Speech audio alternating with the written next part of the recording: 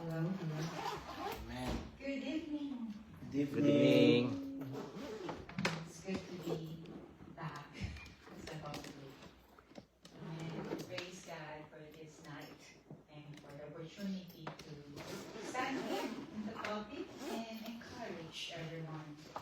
And I'm also encouraged while I was meditating this preaching tonight.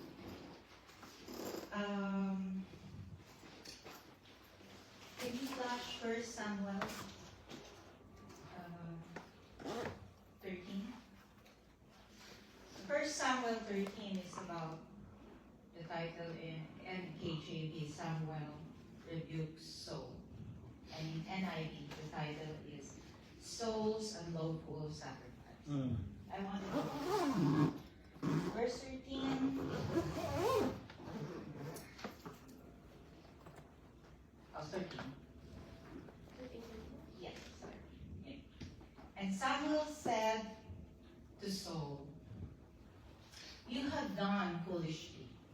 You have not kept the commandment of the Lord your God, which he commanded you. For now the Lord would have established your kingdom over Israel forever. But now your kingdom shall not continue.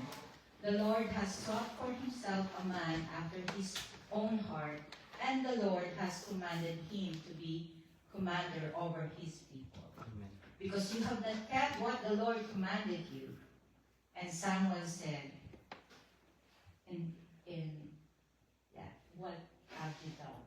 That is in 11. So I believe, because we just finished our discipleship, remember, the godly leadership, how to be kingdom-minded believers. And after that, what is next? What causes a person to fail in their walk with God? Is it lack of prayer? Is it lack of gifting? Is it lack of opportunity? Because if we are honest, many people who fall did not start weak. They started strong. Our leaders have seen us, tested us, prayed for us, and they wouldn't put us in any position if the Lord has not equipped us, right? Amen. And even in secular, when you are hired, it means that the hiring manager sees your abilities, your character, your potential to do the work. There may be a plan for improvement, but basically you have to take the checklist of what the role requires. But what makes this dangerous in our walk with God? We can start right and still end wrong. Let's look at the man in the Bible who represents this clearly. Our brother Saul, the first king of Israel, who was anointed by prophet Samuel in the Old Testament. He came from the tribe of Benjamin, descended from Jacob's youngest son. Before Saul became king, he was ordinary. He was unknown. He was living a normal life. It says in 1 Samuel 9, I will not read it all. Because I'm just giving you a background of Saul. In this chapter, he was simply looking for lost donkeys of his father. It was the appointed time for him to meet Samuel. And Saul answered and said, "Am I not a Benjamite of the smallest of the tribes of Israel?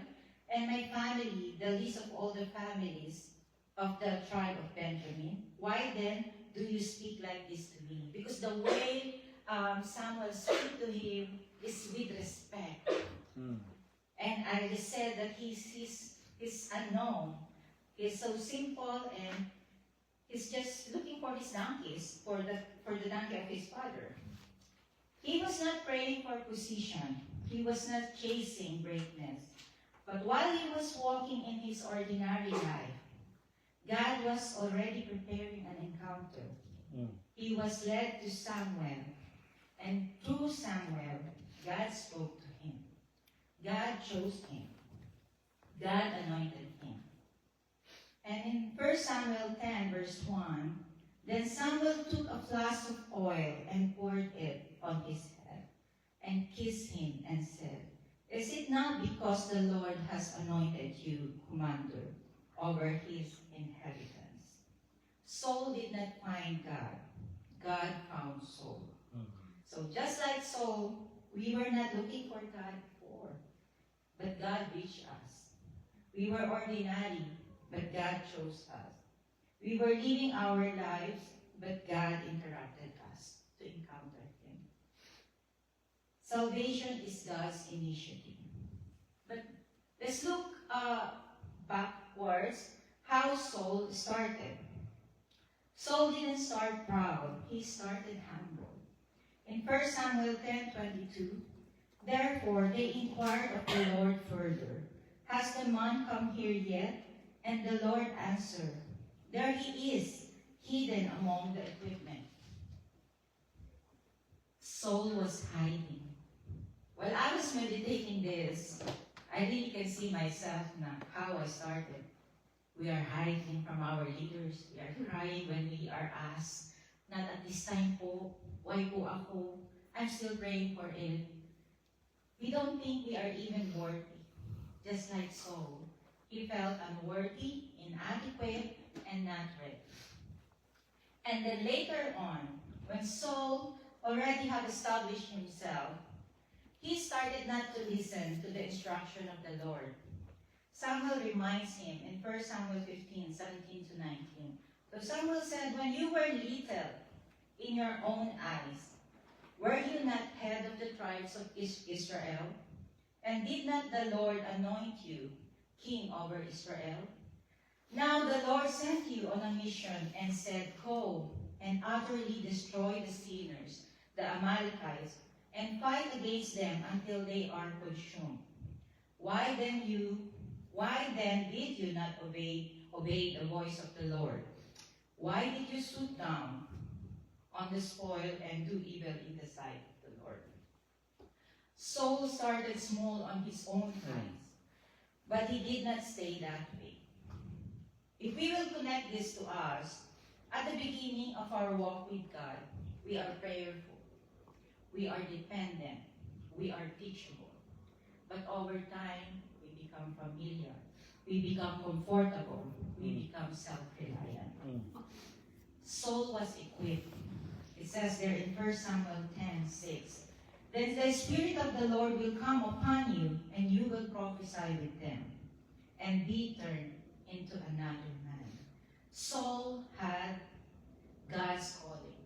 Saul God's Spirit had God's Spirit. Saul had God's guidance through Samuel. He had everything he needed to succeed. Saul did not fail because he lacked something. He failed because he stopped listening. Where Saul failed, this is where everything changed. He stopped waiting. It says there in 1 Samuel 13, he was told to wait for Samuel, but he acted under pressure. Because in real life, when pressure increases, our obedience is tested. He partially obeyed. In 1 Samuel 15, God said, "Destroy everything," but Saul kept what looked good. Partial obedience is still disobedience. Lastly, he justified himself instead of repenting. He blamed others. It was mentioned in 1 Samuel 15:21. Though it's indirectly saying, but it means the people made me do it. Excuses will keep us from restoration. What's the turning point for Samuel? To obey, in 1 Samuel 15:22-23, to obey is better than sacrifice. Rebellion is as the sin of witchcraft. And as the result, because Saul refused to listen, he lost God's favor. He lost his kingdom. He lost his calling, his purpose.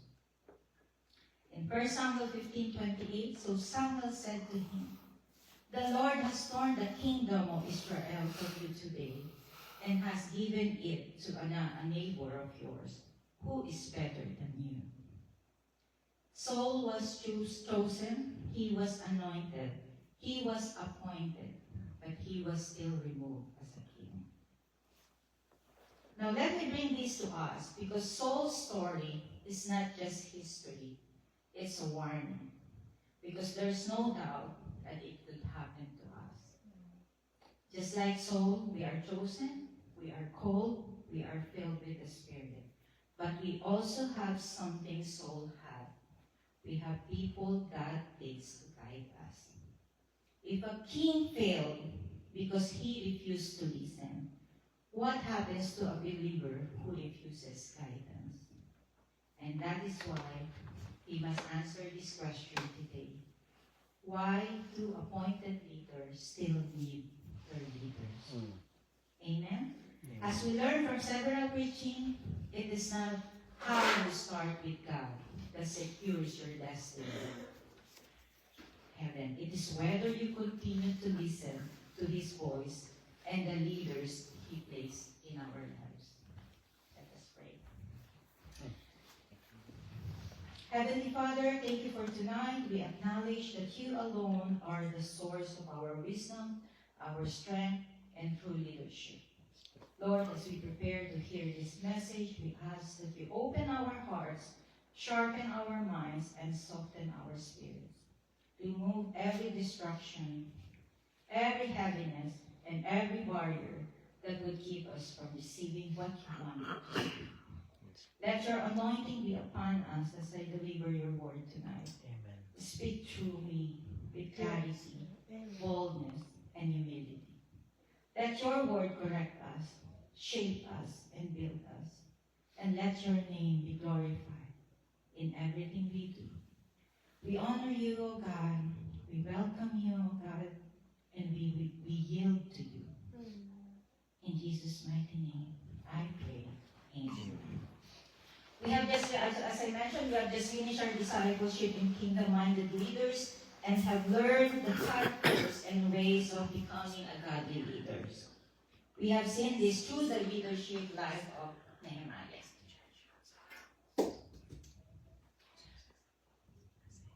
God does not just save people. He positions us under leadership so we can grow, be protected, and walk in our calling, and of course fulfill His purpose. Many believers want salvation without submission, blessing without accountability, calling without covering. But in the kingdom of God, there is no spiritual growth without spiritual authority. What does this mean? Growth in the Spirit is not just about gaining knowledge, attending services, or being active in ministry. It is about transformation. And transformation requires alignment. God designed our spiritual journey in such a way that we are not meant to go alone, but under the guidance, correction, and covering. Spiritual authority provides direction when we are confused, correction when we are drifting, and protection when we are vulnerable. Without it, we become prone to pride, deception, and isolation. Many believers desire growth, but resist authority. And that resistance limits what God can do in their lives. Submission is not a weakness. It is an attitude of humility that allows God to shape us. When we willingly place ourselves under the leaders God has appointed, we position ourselves to receive wisdom, accountability, and impartation. It is in that place of surrender that real maturity begins. Even in the Bible, those who grew significantly were those who remained under authority. Growth flows where there is order. And when we honor spiritual authority, we are not just honoring people. We are honoring God, who established that authority for our own good. So if we truly desire to grow as a leader, we must not only seek God, but also embrace the authority He has placed in our lives. Some may think, I have read the Bible several times. I've memorized many verses. I even finished Bible school. Why do I still need leaders when I already have the Holy Spirit? Can I just follow God directly? I'm a leader too. I already have flocks to look after. Why do I still need someone to lead me? Because our success or our victory in our life, our growth in God, and even fulfilling our purpose will depend on who we are willing to listen to. Because God is the God of order, not confusion. He works through divine structure, through people He appoints to lead, to guide, and equip us, including our leaders. From Genesis to Revelation, God used leaders like Moses, Joshua, David, Nehemiah, Paul, Peter to fulfill His plans. When we understand and honor our leaders, we walk in unity, direction, and protection. Some of us here are already leaders. At work, in family, parents to their children, in the ministry. So why do we need leaders above us? Or even believers needs their spiritual parents. In family, why do we still need our parents?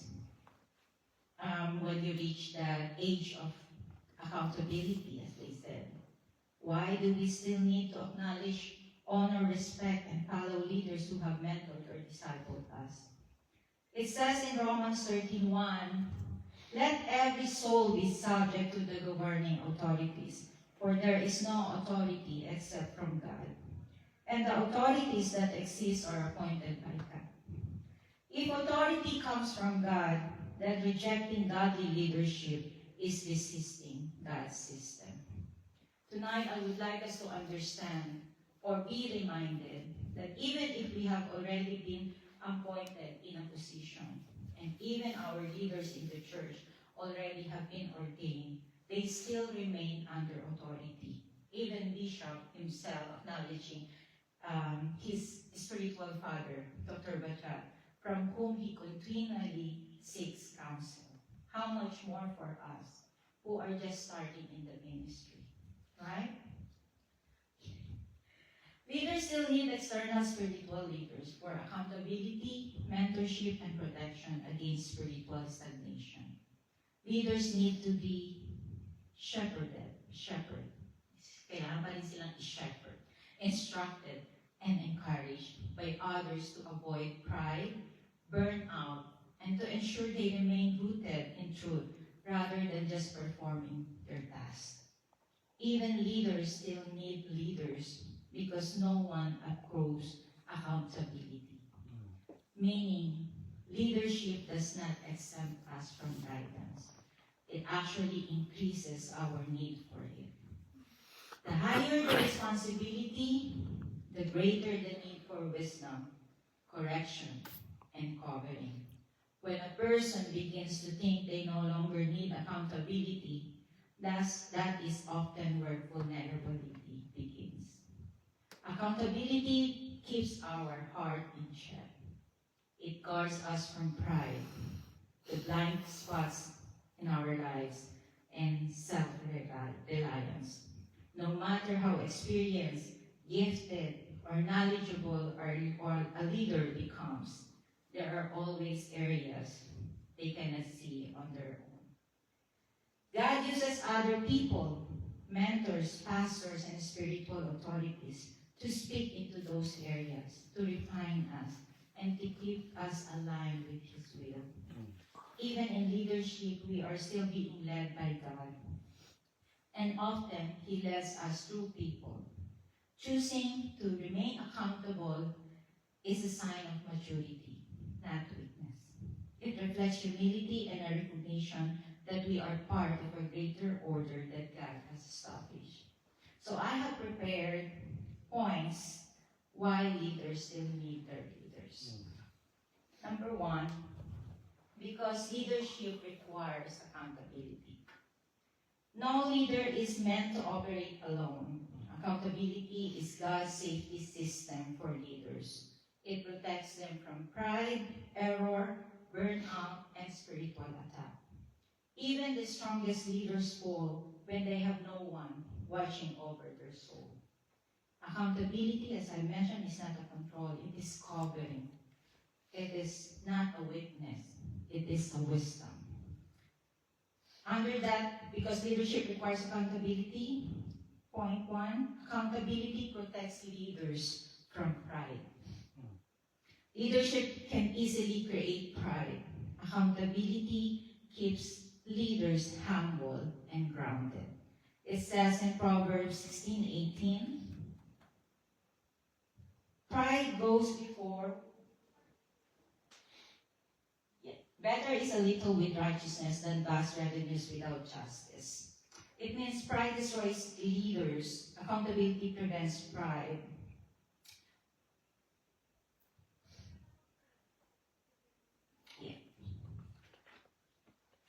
The pride destroys leaders, accountability prevents pride. And the Holy Spirit is an attitude of arrogance, superiority, conceit, and disdain for others, often characterized as high eyes or self-exaltation. A ministry leader who refuses feedback or correction becomes unapproachable and eventually ineffective. Accountability keeps them teachable and humble.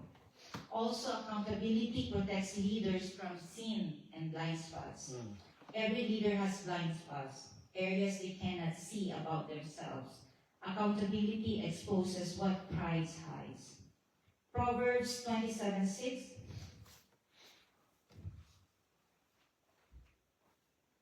Faithful are the wounds of a friend, but the kisses of an enemy are deceitful. Honest correction may hurt, but it heals us. It also says, an example also is in 2 Samuel 12, David was a king. He's also a worshiper. He is a man after God's heart, but yet he fell into sin. There's a lot of leaders that we can put as an example. But Nathan confronted him, and David repented. Amen? Even great leaders need someone who can tell them the truth. Accountability also protects leaders from burnout. Leaders often carry heavy burdens. Accountability ensures that they don't carry them alone. We have our leaders to share it with. In Ecclesiastes 4:9-10, 2 are better than one because they have a good return for their labor. If either of them falls down, one can help other up. But pity everyone who falls and has no one to help them up. Leaders fall when they walk alone. Same thing as in Galatians 6:2, bear one another's burdens. Leaders need people who will help carry the load. Example, in Exodus 17:18, 8-13, the story of Moses, supported by Aaron and Hur. When Moses' hands grew tired, Aaron and Hur held them up. Israel won because Moses had support. So leaders fail when they have no one to hold up their hands, a helping hand. And also accountability protects leaders from isolation. Isolation is dangerous for leaders. The enemy attacks leaders who stand alone. It says in Ecclesiastes 4:10, for if they fall, one will lift up his companion, but woe to him who is alone when he falls, for he has no one to help him out. These are the supporting scripture that we really need our leaders. A leader without accountability is vulnerable. It says in Hebrews 13:17,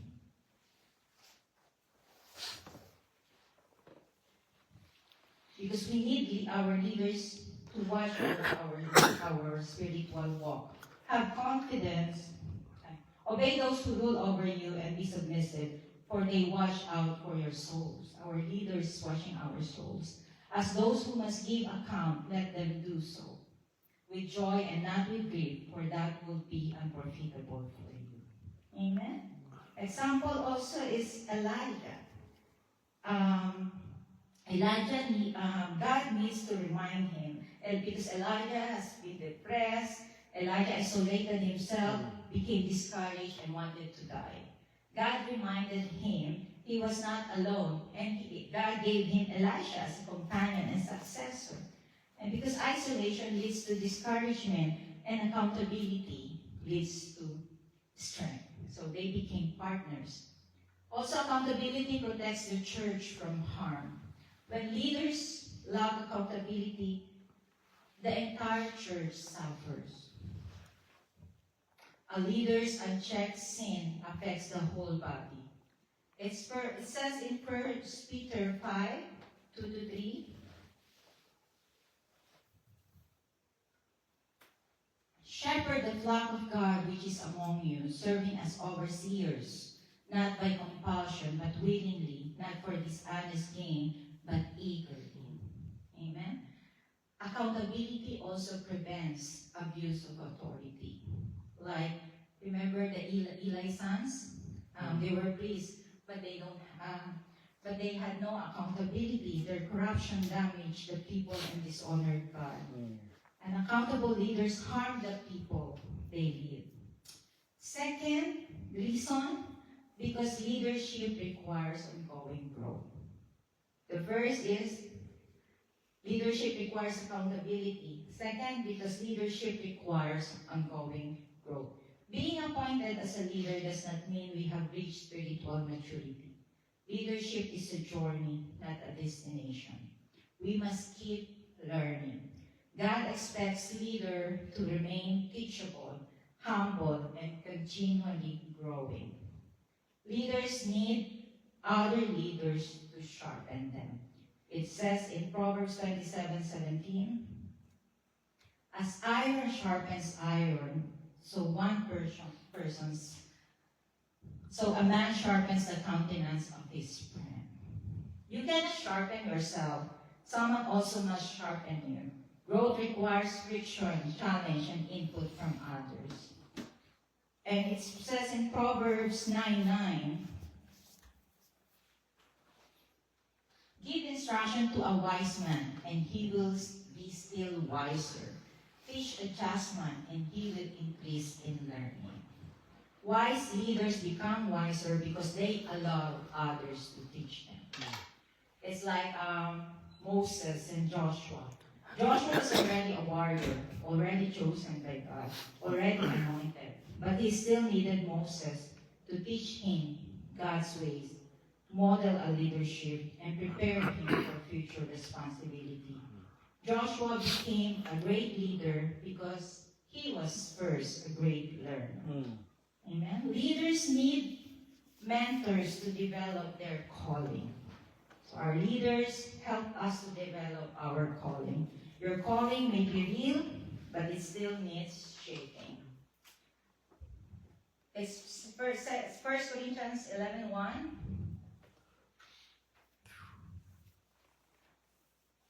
Imitate me, just as I also imitate Christ. Like in other version, follow my example as I follow the example of Christ. Paul wasn't just teaching, he was modeling a lifestyle. And also in 2 Timothy 2, chapter 2, verse 2. And the things that you have heard from me among many witnesses, commit this to faithful men who will be able to teach others also. Meaning leadership growth is generational. Leaders grow under leaders so they can grow other leaders. That's why we have discipleship. That's why we are studying the words. Even the submission and authority. Example is Paul to Timothy. Timothy was already a leader in the church, but Paul still corrected him. Paul still encouraged him. He taught him doctrine, guided his leadership decisions. Timothy's leadership flourished because he submitted to mentorship. A worship leader may know music, but they still need someone to teach them how to lead people, how to be patient, how to handle conflict because you are a group, how to stay spiritually grounded, how to avoid pride and burnout. Mentorship shapes the calling. Also, leaders need guidance to avoid stagnation. A leader who stops learning becomes a danger to themselves and others. Proverbs 12:15. 12:15. The way of a fool is right in his own eyes, but he who heeds counsel is wise. Leaders who stop listening stop growing. Even if David, in Psalm 25:4, David said, "Teach me your ways, O Lord." If David, Israel's greatest king, needed ongoing teaching, so do we. A church, maybe a church elder, may know scripture well, but they still need someone to help them understand deep doctrine, navigate difficult situations, grow in emotional maturity, stay aligned with church vision. Without guidance, leaders plateau. I researched this word. Plateau in a leadership context means reaching a stage of stagnation, where a leader's career, performance, or their growth stops increasing despite continued effort. Leaders need others to help them grow in character.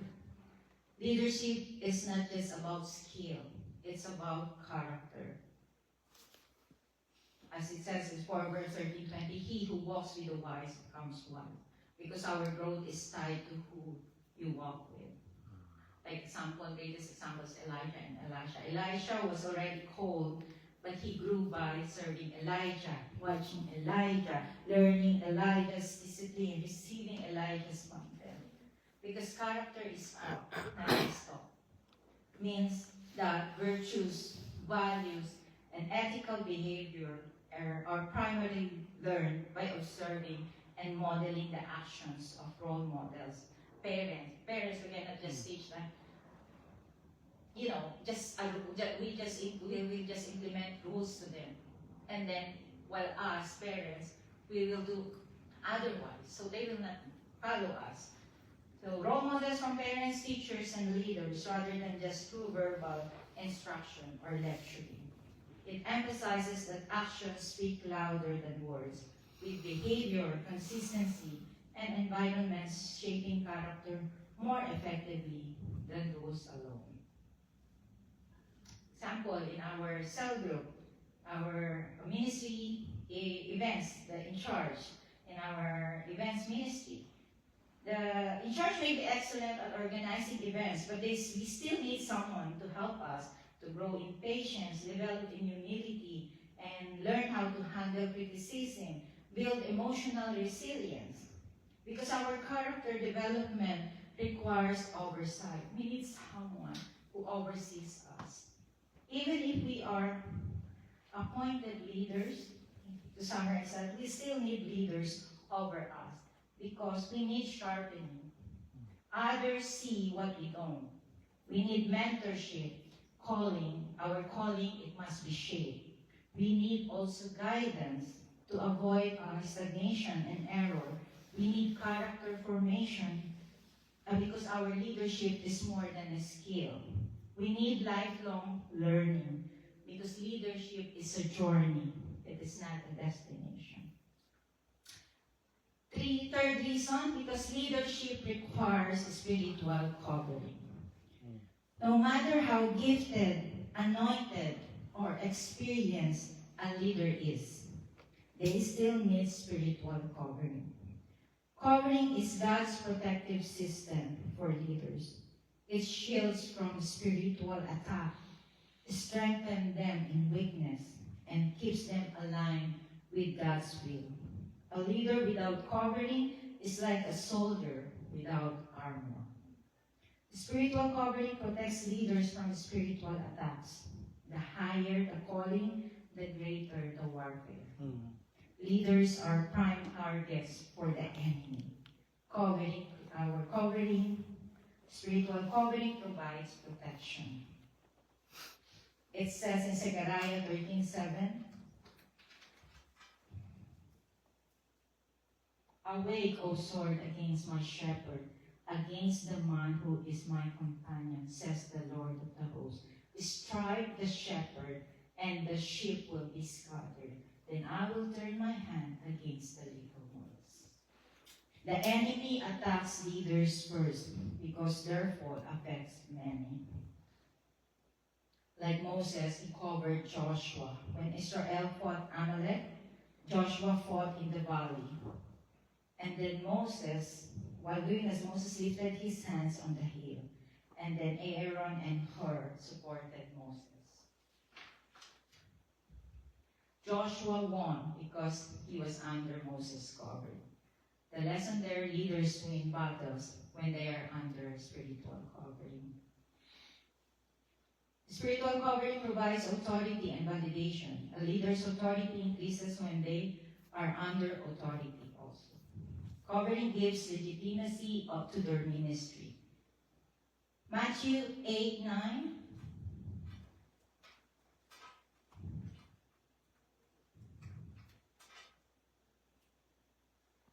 "For I also am a man under authority, having soldiers under me. And I say to this one, 'Go,' and he goes, and to another, 'Come,' and he comes, and to my servant, 'Do this,' and he does it." Authority flows from being under authority. God uses established leaders to release and validate other leaders. God gives different kinds of leaders to the church so that new leaders can grow, be trained, and be released into their calling. Just like a teacher trains students, spiritual leaders train future spiritual leaders. No one becomes a leader alone. Even if God calls you, He uses people to shape you. Like my example earlier, Timothy was gifted, but Paul still mentored him. And David was chosen by God, but still needed Samuel's covering too, to confirm his calling, to anoint him, and to release him into leadership. Because calling comes from God, but covering comes through God's appointed leaders. The spiritual covering provides guidance and direction. Covering helps leaders discern God's will and avoid wrong direction. It says in Proverbs 15:22, "Without counsel, plans go awry, but in the multitude of counselors they are established." Covering provides wisdom that leads to success. God often directs leaders through spiritual authority. That is in Proverbs 3:6. "In all your ways acknowledge Him, and He shall direct your paths."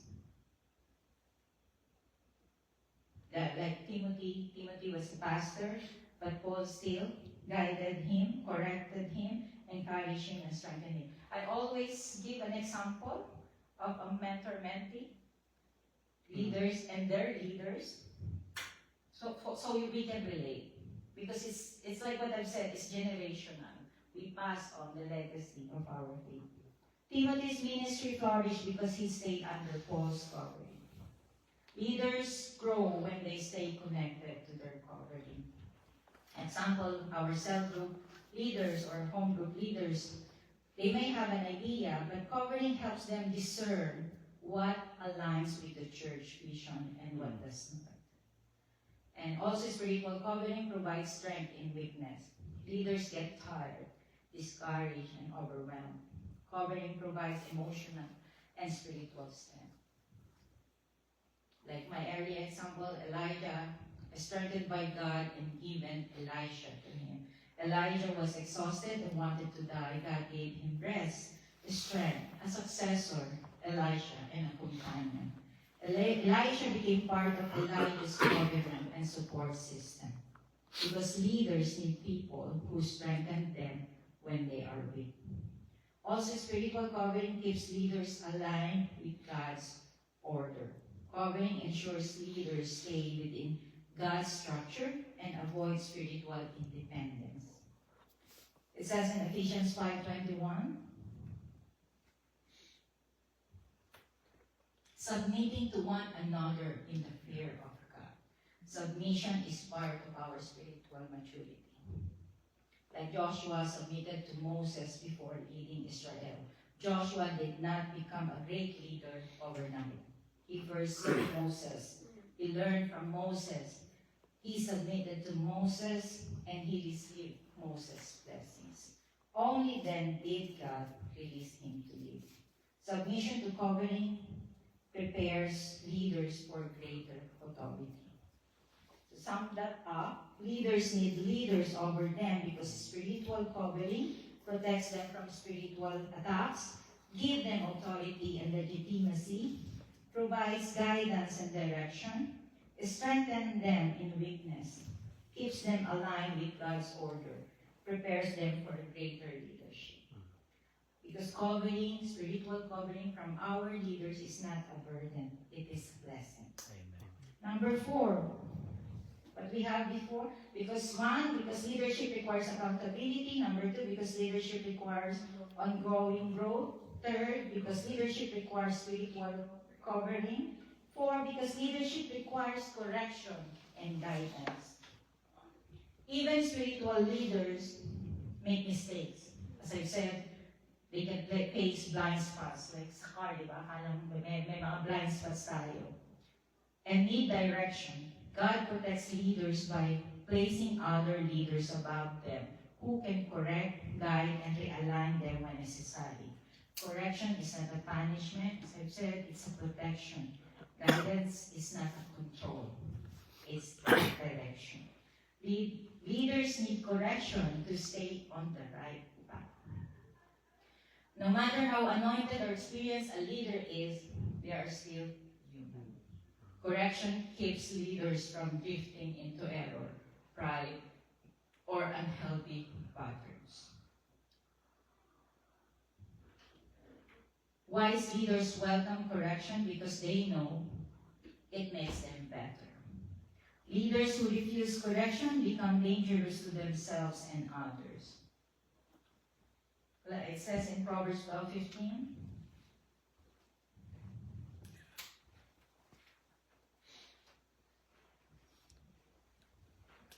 the way of a fool is right in his own eyes, but he who heeds counsel is wise. Correction is a sign of God's love, not a rejection. Example, Peter. He was corrected by Paul. That is in Galatians 2:11-14. Peter was already a pillar of the church. He's a senior apostle, a man who walked with Jesus. Yet, he fell into hypocrisy by withdrawing from Gentile believers. Paul, though younger in the faith, corrected him publicly. So even great leaders need someone who can confront them when they are wrong. Also, leaders need guidance to make wise decisions. Leadership involves constant decision-making. Without guidance, leaders can make choices that harm the ministry or themselves. It says in Psalms 119, 105, your word is a lamp. Your word is a lamp to my feet and a light to my path. Leaders need God's guidance, often delivered to others' leaders. And this is my favorite story actually in the Bible, the Moses guided by Jethro in Exodus 18:13-24. I'll just summarize this. Moses was chosen by God, a miracle working leader, the deliverer of Israel. Yet he was leading the people in an unsustainable way. Jethro, his father-in-law, gave him wise counsel to delegate, to appoint leaders, and not to carry everything alone. Moses listened, and the entire nation benefited Israel. Even powerful leaders need practical guidance from others. A ministry leader may try to do everything alone, A mentor can guide them to delegate, build teams, and avoid burnout. Also, leaders need correction to guard their character. Skill can take a leader far, but only character keeps them there, and correction protects our character. Amen. As I mentioned, King David, corrected by me, and David already was a man after God's heart. He's already a king, he's a worshiper, a warrior, but he sinned greatly. Nathan confronted him boldly and restored him to repentance. Leaders without correction become dangerous. Leaders with correction become humble and restored. Amen. Leaders need guidance to stay in alignment with God's vision. Leaders can drift from God's original assignment. Guidance keeps them aligned. Proverbs 16:3. Commit your works to the Lord and your thoughts will be established. Guidance helps leaders stay aligned with God's plan.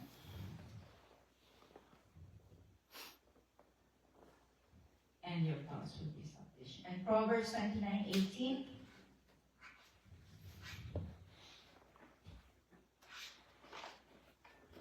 Where there is no revelation, the people cast off restraint, but happy is he who keeps the law. God gives vision to leaders so his people can move his purpose. Leaders help us see what God wants us for our future and keep us aligned with it. And like my introduction, Samuel guided Saul. Saul was a king, but Samuel was the spiritual authority who anointed him, instructed him, corrected him, warned him. But Saul's downfall came when he stopped listening to guidance. So ignoring spiritual guidance leads to spiritual downfall. In our church, Bishop gives us a vision. Sometimes we call it a theme at the start of the year. For this year, 2026, our church vision is kingdom-minded believers. And our cell group leaders, Brother Reg and Sis Kay, also have a theme for our cell group: great unity and great generosity. This aligns with our church vision because to become kingdom-minded believers, we must be united and generous. United in achieving our spiritual goals, united as one body of Christ, united in one spirit, and generous with our time, generous with our resources, and generous with our sacrifices for the furtherance of God's kingdom. And I try to recall some of our vision since I started. I think there is that the 2 Timothy 4:2, preach the word, be ready in season and out of season, convince, rebuke, exhort with all long-suffering and teaching. There was also press on, and I think that is in Philippians 3:13. Brothers and sisters, I do not consider myself yet to have taken hold of it. But one thing I do, forgetting what is behind and straining toward what is ahead. I press on toward the goal to win the prize of which God has called me heavenward in Christ Jesus. There was also obedience and heavenly vision. Be patient and persevering. And today, this year is a kingdom-minded believers. Vision flows through leadership. Without leadership, the body loses direction and purpose. So to sum that up in number 4, leaders need leaders over them because correction protects them from error. Guidance helps them make wise decisions. Correction shapes their character. Guidance keeps them aligned with God's vision. Correction prevents pride and spiritual blindness. Guidance strengthens the ministry and the people they have. So, they lead. Number 5, because leadership requires humility. Amen. Being a leader in the church does not remove the need to submit to leadership or authority. It increases it. Humility is the foundation of spiritual authority. God lifts humble leaders and resists proud ones. A leader who cannot submit cannot be trusted to lead. Humility keeps leaders dependent on God, not themselves, because leadership can easily create pride, title, influence, and responsibility can deceive leaders into thinking they are self-sufficient. Submitting to leadership keeps us grounded. James 4:6.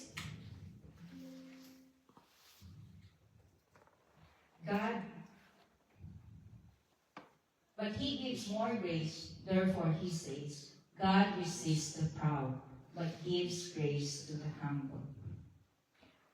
Pride pushes God's away. Humility attracts his help. And pride destroys leaders, but humility protects us. Like example, a ministry leader may begin to rely on their talent or experience. That's why they are there, because of their talent or experience. But submitting to leadership reminds them that their strength comes from God, not their abilities. Humility allows leaders to be teachable. A leader who stops learning stops leading.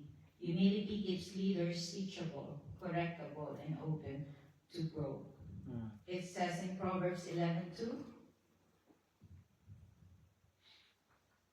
when pride comes, then comes shame, but with the humble is wisdom. Wisdom grows where humility lives. Amen? And great leaders remain teachable no matter how gifted they are. A leader may have strong ideas, but humility allows them to receive feedback, adjust their approach, and grow in effectiveness. Also, humility keeps leaders submissive to God's order. God's kingdom operates through order, not independence. Even leaders must submit to leadership. Jesus, the great examples. Jesus submitted to the Father. Jesus, the Son of God. It says John 5:19.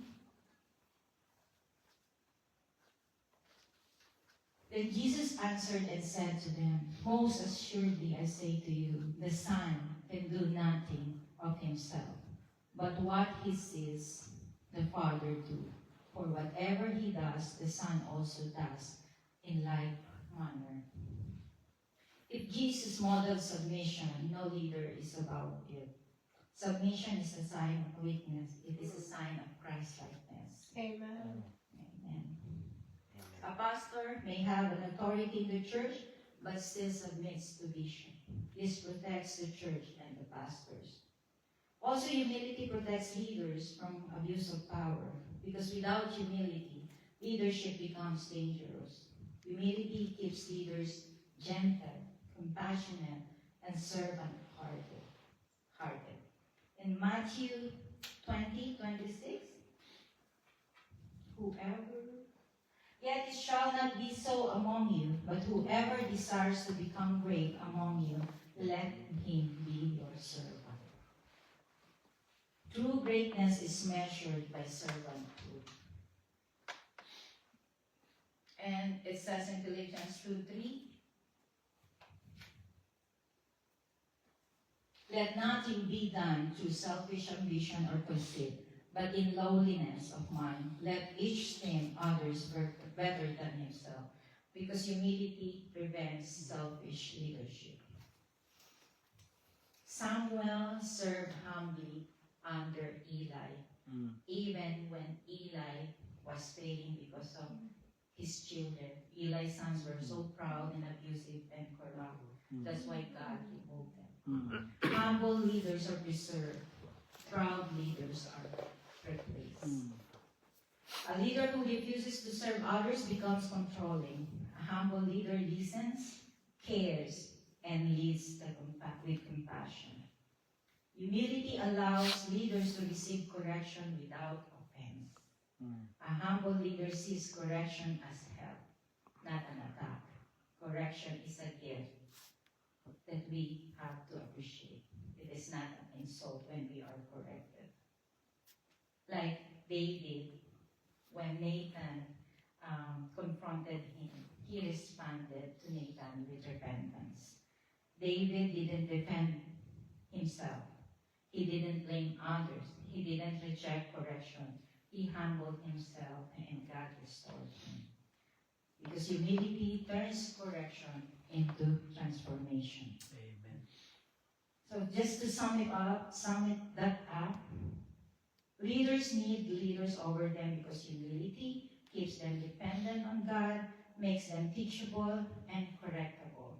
It aligns them with God's order and authority, protects them from pride and abuse of power. It helps them receive correction without offense, and shapes them into Christ-like servants. Humility is not optional. It is essential for spiritual leadership.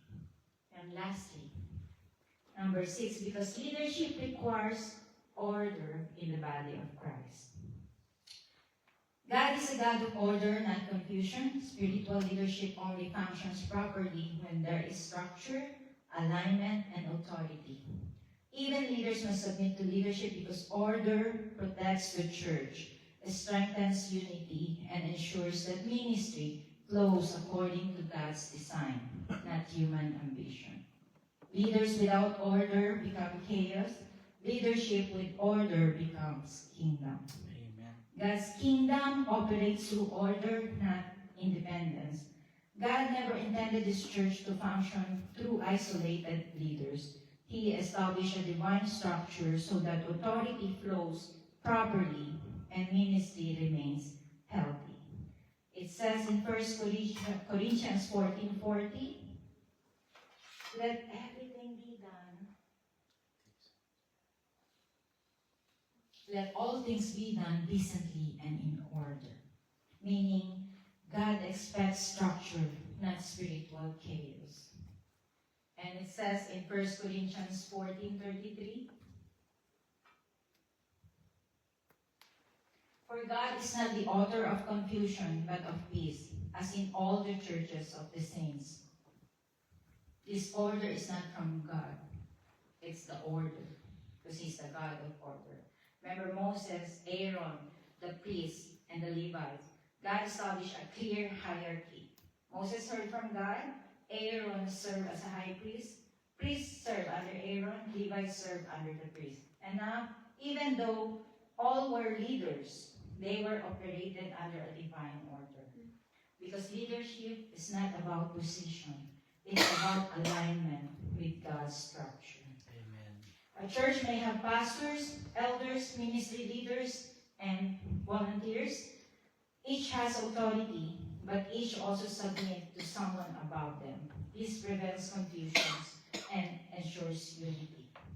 Order ensures unity in the church. When leaders operate independently, division enters.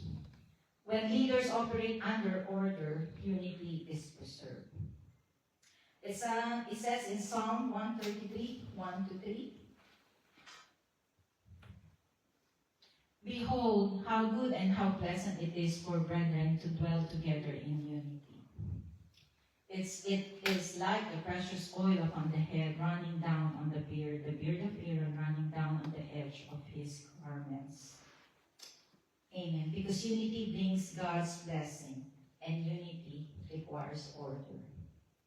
Unity must be protected intentionally, and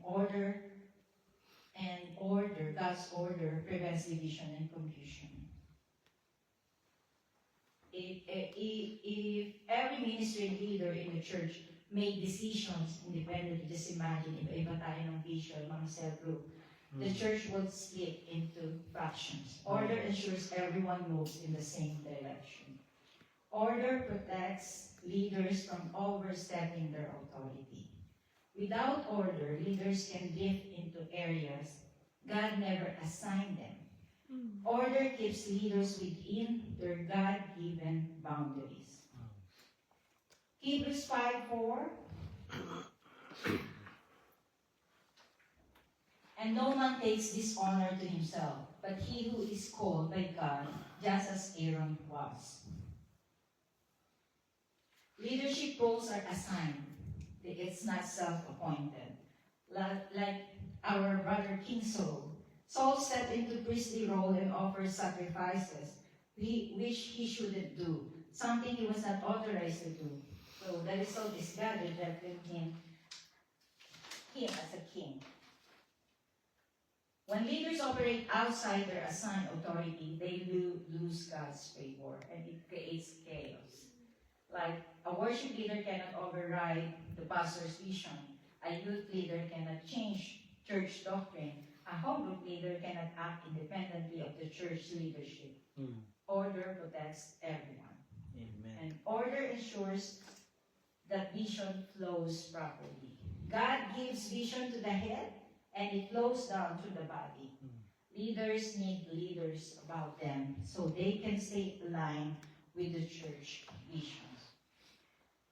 It says in Habakkuk 2:2.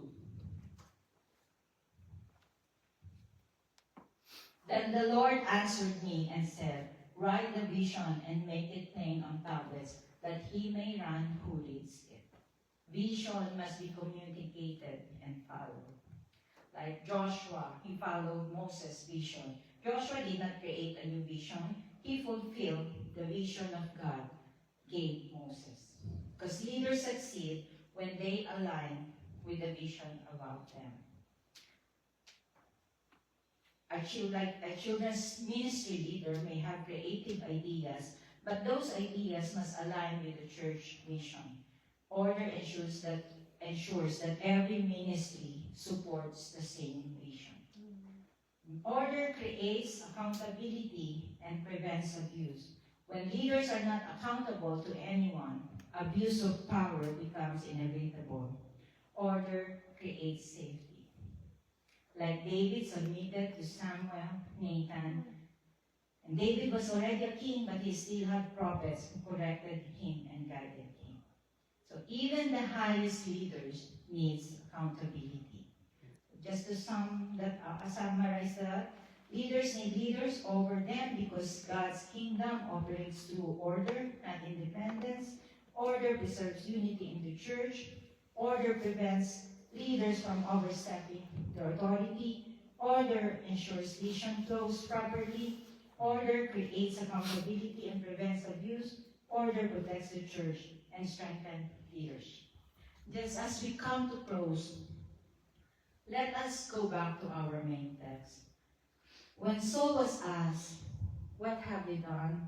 This question was not about an action. It revealed a heart. A heart that chose to move without waiting. A heart that acted without submitting. A heart that stepped outside of the authority God had placed over him. Saul had pressure, he had fear. The people were scattering. Time was running out. But instead of trusting God's order, he took matters into his own hands. And that one decision cost him greatly.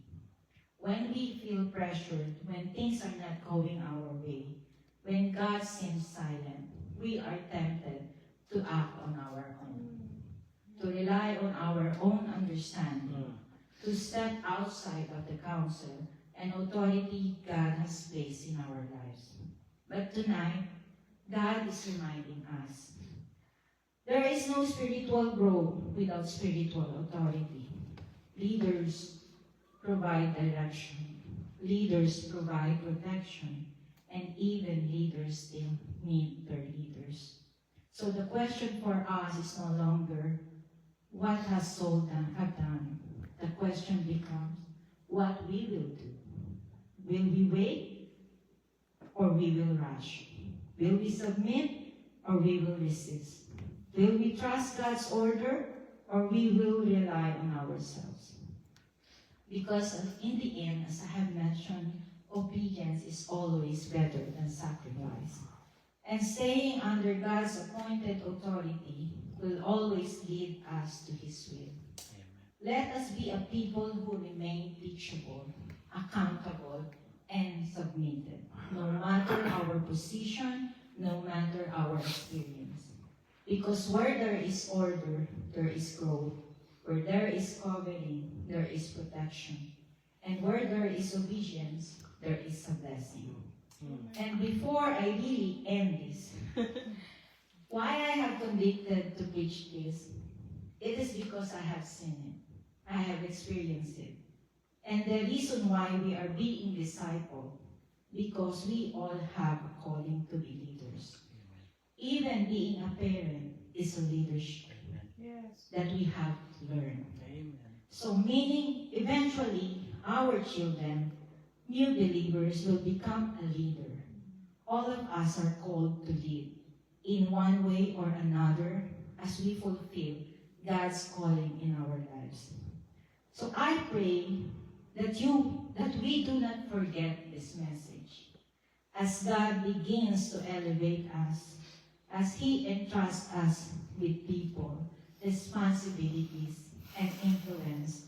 We stay grounded, stay submitted, never outgrow your need for guidance, for counsel, and for covering. The moment we think we no longer need to listen is the moment we become vulnerable. Carry this message in our heart. Even as we live, we must remain led. Amen. And let us look up to the greatest example of leadership, Jesus Christ. Though He is Lord, He walked in submission to the Father. I do nothing on my own, but only what I see the Father doing. If Jesus Himself chose to walk in submission and obedience, how much more should we? His leadership was not built on control, but on humility. Not on position, but on obedience. Not on self-will, but on surrender. And to everyone here, especially the younger ones, my children, walang youth, learn to listen to your parents. Honor their guidance. Receive their counsel. Amen. Because God often speaks through the authority He has placed in your life. Amen. What may feel like correction is actually protection. What may feel like limitation is actually love. If you learn to listen now, you will learn to lead well later. Amen. So let this not just be a message we heard, but the truth we live by. Because one day, when God entrusts you with more, the question will not just be what you know, but how well you have learned to submit, to listen, and to follow. Let us follow the example of Christ, leading with humility, living in obedience, and remaining under the authority of God.